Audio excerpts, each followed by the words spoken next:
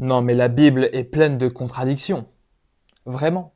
Et si en fait c'était juste des malentendus et que chaque difficulté avait une explication? Prenons trois contradictions qui reviennent régulièrement. La première, c'est en 1 Roi 16 où Omri et on ne sait pas s'il a vécu 12 ans ou 7 ans. Et certains crient à l'erreur. Mais en fait, c'est simple. Il y a eu une corrégence avec son fils Akab.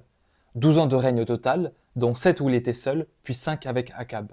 Exactement comme Osias qui a aussi régné avec son fils en 2 Rois 15.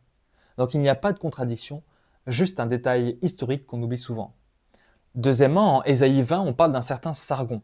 Et pendant longtemps, les critiques disaient mais ce roi n'a jamais existé. La Bible invente des personnages.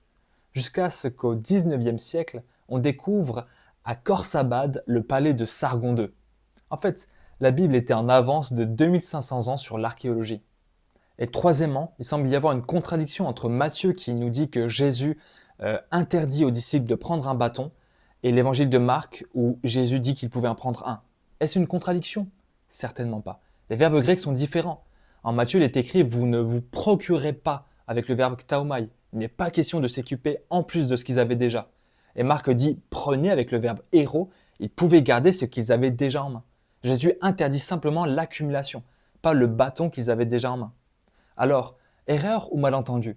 Chaque fois qu'on creuse, on voit que les contradictions apparentes sont en réalité des preuves de la cohérence et de l'inhérence de la Bible. Et tu sais quoi? Cette fiabilité de la Bible nous rappelle une chose. Si Dieu ne ment pas dans les détails historiques ou linguistiques, alors tu peux lui faire totalement confiance pour ce qui est de plus important, le salut en Jésus-Christ. Et c'est la meilleure des certitudes.